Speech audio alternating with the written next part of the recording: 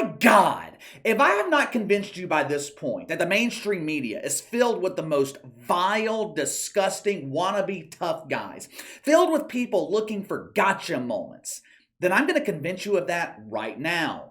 There used to be a time when working in the mainstream media was considered prestigious. There was this concept prevalent throughout the media. It was called unbiased reporting. It was called fairness. You had your opinion, I had mine. We would base our opinion on how we interpreted factual information and have a debate about it. The facts weren't misconstrued. You didn't just make shit up to fit your narrative. The mainstream media used to be filled with legendary figures, Tim Russert, Bob Costas. I'm sure the older people in my audience would say Walter Cronkite, Tom Brokaw, Bill O'Reilly. Now compare the legends in the media of the past to the media that we have today. There is no comparison. The American media is nothing but a propaganda machine for the evil woke shitfucks looking to transform our country. Life is about expectations. You send your child to kindergarten, you expect the teacher to teach them how to read and write, how to spell their own name. Story time, you expect them to be read Snow White and the Seven Dwarfs. You don't expect the teacher to read them Snow White and the non-binary shitfucks. You are not allowed to say dwarfs anymore. That word is offensive to short people. You walk into a steakhouse, you expect steak. You don't expect your waiter to offer you spaghetti as the daily special. There are certain expectations in the media too. If you were booked as a guest on the Howard Stern show, you're gonna be asked about your sex life. If you're booked as a guest on Maury Povich, you have unknowingly knocked a woman up and you'll find out if the baby is yours. Notice I said woman, you didn't knock up a man. Contrary to the latest scientific research that was released by Woke U, men cannot have babies. It's not possible. I don't give a fuck what Fauci says. Men can't have babies. Oftentimes, when you have been booked as a guest on a talk show, you'll be briefed on what you're going to be discussing. Some call it a pre-interview. This is done so you're given adequate time to prepare and you don't go on the air live looking like a complete dumbass. Recently, Michele Tafoya was contacted by Dan Le Batard.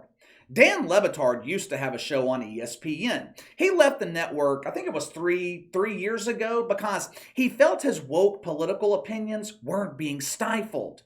Imagine being so fucking woke that ESPN can't handle your wokeness.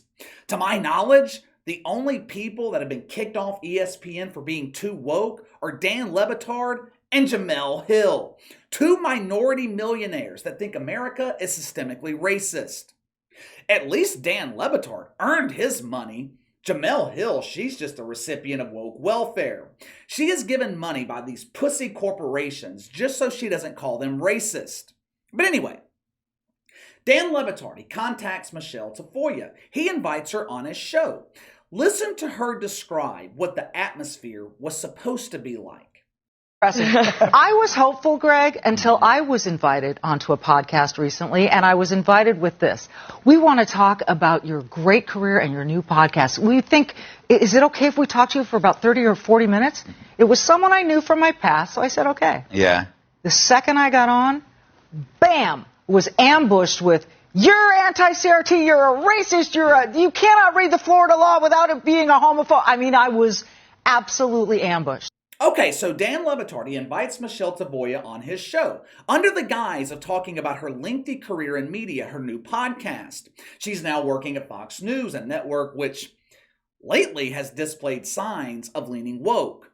Now, of course, Fox will never be woke enough for members of Woke United Methodist. They haven't dipped their logo in every fucking color of the rainbow in honor of Alphabet Pride Month. Anyway, you could spend 30 to 40 minutes talking to Michele Tafoya about her NFL media career. Imagine the behind-the-scenes stories this woman has. That's what Dan Le Batard told her. We're going to talk to you about your media career, your podcast. It's going to be a glowing interview showcasing the improbable media career of a woman who doesn't have a penis. They couldn't even make it through the introduction without immediately launching into an attack on Michele Tafoya. Dan Le Batard starts the interview by calling himself woke and calling Michele Tafoya a far-right conservative. Uh, the last I checked, Michele Tafoya was pro-choice. She describes herself as a libertarian. We used to describe people who support abortion as liberal, but the pendulum has swung so far to the left that if you support a woman's right to choose, if you support abortion, but you don't want your child being taught butt bongo by the teacher with a penis who identifies as a wingnut, you're labeled as a far-right conservative. That was the introduction of Michele Tafoya by Dan Le Batard. I'm cool because I'm woke. She's an evil white conservative who doesn't want her child taught about the gay. Unfortunately for Dan Le Batard and whoever the shitfuck is who co-hosts his show, they fucked with the wrong one. They thought they were going to be able to ambush Michele Tafoya and she was just going to fold under the pressure. They thought they could use the element of surprise and throw Michele Tafoya off her game. But here's the thing.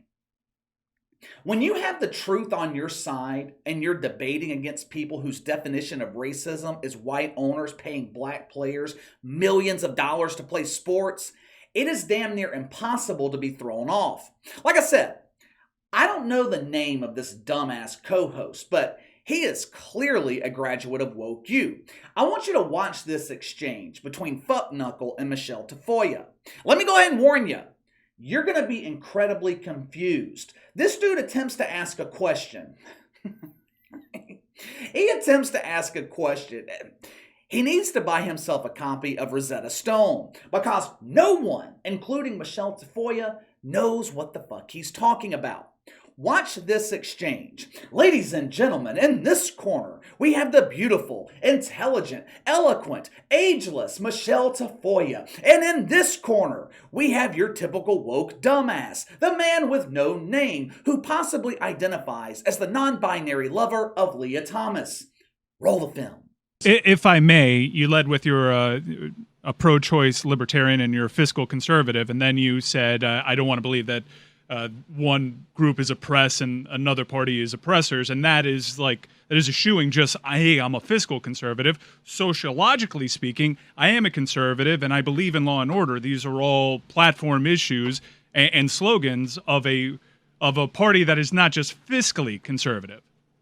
Law and order is a platform of a party that is not just fiscally conservative. What does that mean? Well, I imagine what you're getting to in Law and Order was like the hot button issue of the peaceful protest, and something that Jack Del Rio kind of stepped in. So it's typically people that are conservative. This is problematic. You're talking about a hot button issue that I am not even discussing. You're making an assumption about something I said.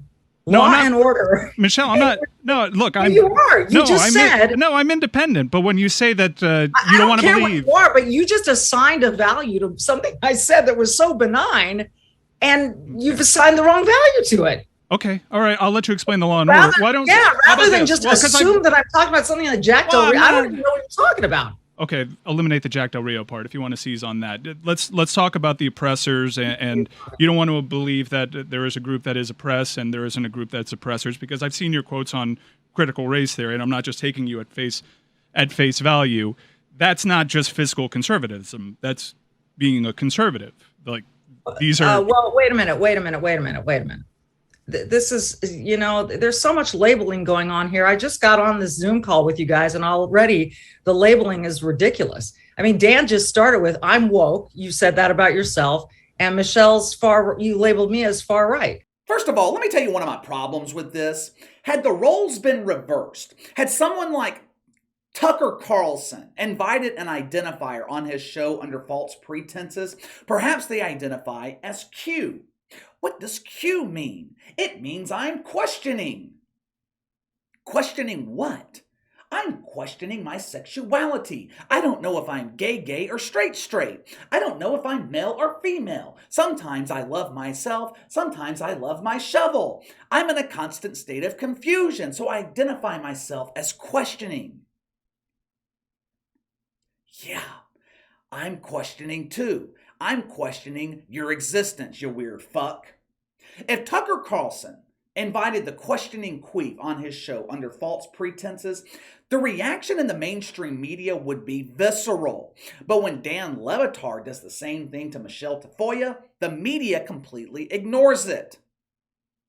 I take that back. Awful announcing. They did not ignore this story. Awful announcing. Awful announcing, my God. The bastard stepbrother to Deadspin. These useless fucks. They wrote an article bashing Michele Tafoya. Now, I could only show you a short portion of the 30-minute interview with Dan Le Batard for copyright reasons. But at one point in the interview, they were talking about critical race theory being taught in elementary school.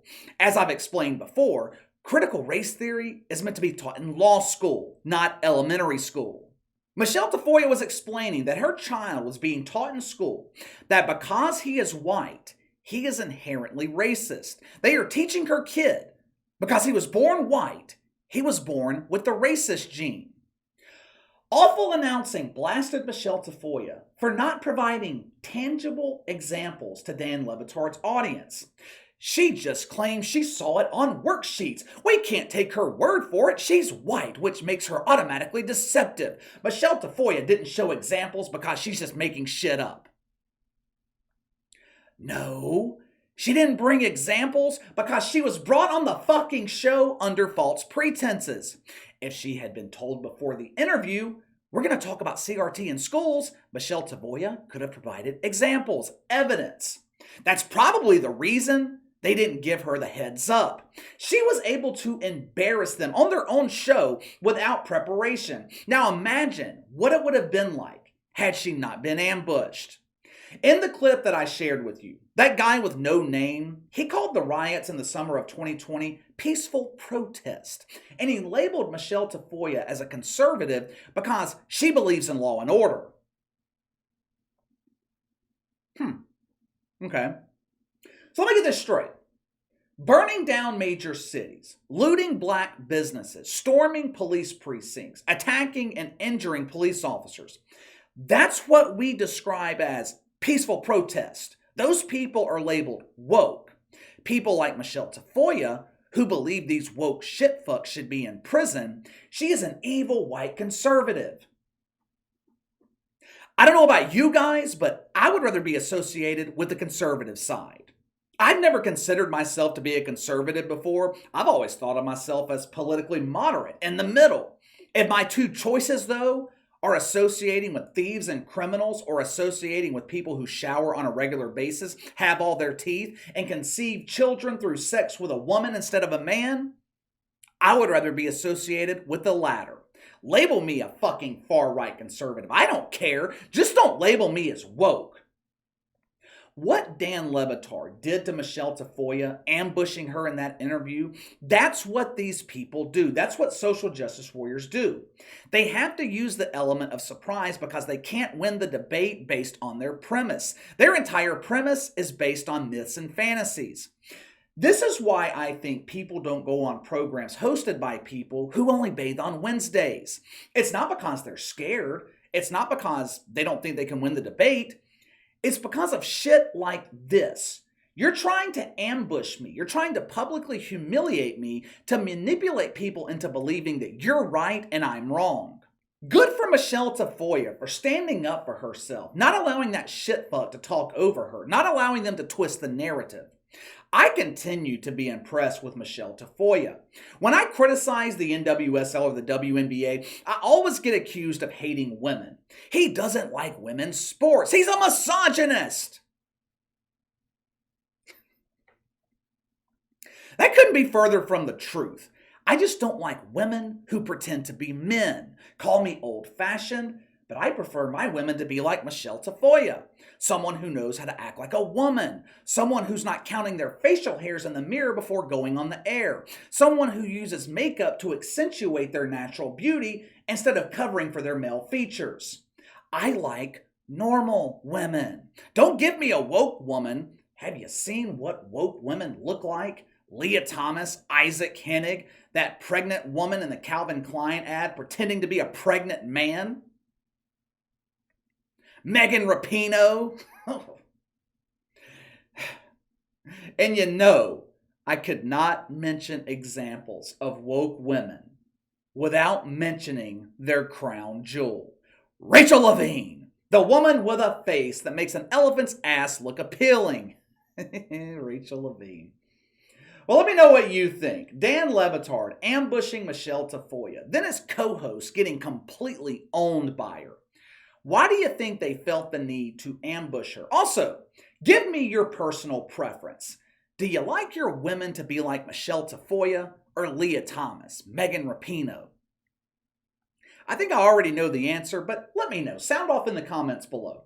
Make sure to like and subscribe. Click the notification bell to receive all notifications from the channel. Best way to contact me is by email at btlkc84@gmail.com, KC_BTL84 on Twitter. I'll see you guys tomorrow.